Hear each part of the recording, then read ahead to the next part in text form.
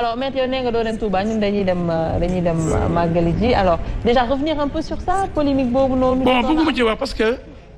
encore li ñuy wax léegi rek Sénégal yi wax rek waaye El Hadj Diouf moo xam ne murid la ba muy am 5 ans judd ci murid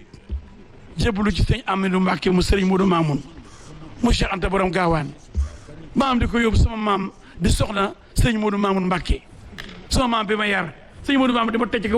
kawam di ma bind sama yaram sëñ Fallou di ma ñaanal sëriñ Sallou di bind sama yaram ma nekk vrai murid di dem màggal yi léeg-léeg Touba léeg-léeg sama kër sëñ Touba ni foo nekk mën nga fa màggal bisam bi nañ ko santalee suñu borom mais mosul wax ne Touba la war a nekk dëgg la sëñ Fallou moo koy indi Touba lu rafet la ma di ko rafetlu waaye bu ma defee corona dem hôpital de Fann dafa 10 jours génn Babacar Fall émission RFM grand jury ne ma alors génn nga est-ce que da nga dem Touba ma ne ko du ma dem Touba ndax dëgg-dëgg man dama corona ci corona li ma bañ mooy nit ñi dajaloo dañoo éviter les rassemblements distanciation physique distanciation sociale dégg naa sax ci vocabulaire directeur de la prévention génn na ci léegi distanciation xëy na boo waxee dee léegi distanciation bi ñu waxoon déggatuma ko ci mesure barrière dañu woon mettez les masques lavez-vous les mains utilisez le gel mettez une distance distance sociale et distance physique déglu léegi El Hadj Mamadou Ndiaye directeur de la prévention il ne parle plus de distanciation le mot distanciation a disparu de son vocabulaire selon vous xaw ma mais li ma xam mooy man mu terewuma kenn di màggal mais li ma dal li ma daj li ma xam ak li ñuy aaye pour boo bañee mu dal la mu boo demee ci ay mbooloo mën na la dal am naa droit ni danaa yónnee sama addiya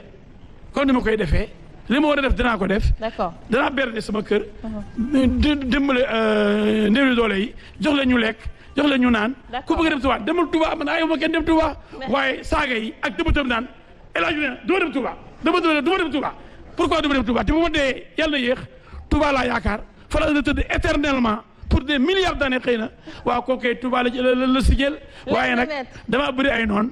dama bëri ñoo xam ne dama leen di gêner ñuy profité ci lu mel nii xëy na nañu élection présidentielle El Hadj candidat la ñun ay truand lañu nañ jéem a mel ne dañuy dem Touba te ñoom nee nañ duñ dem Màkka jël seen booy attaqué El Hadj Diouf nga xam ni moom déjà ñoom ñaar xëy na ils vont se rencontrer croiser xeex ñu ne nañ ko écarter pour am Touba te yow gëmoo yàlla gëmoo yonent bi nee nga ku la jox milliard doo dem Touba mu Ousmane Sonko donc loolu na leer aussi booyee bi ñoo may saaga mais murid yi Serigne Cheikh xam na Serigne Sidi sama Serigne xam na da nga wax tout à l'heure dañoo déplacé dañoo jël Serigne Moustapha Saliou xam na Serigne Moustapha Lakaram xam na Serigne Abdou Karim Mbacké xam na waa Touba yi xam nañ dama fa la bokk merci alors justement mu ngi noonu donc chers téléspectateurs ñu ngi leen di remercier xam naa Pape Makhtar waxtu bee gàtt mais il faut que ñu dem jëli plateau bi ñu jagleel Magal Touba mu di 18 Safar donc di leen remercier chers téléspectateurs di leen souhaiter un très bon week-end et un très bon Magal également bonne suite des programmes à notre compagnie. Bon Magal à tous les Sénégalais. Merci. Avec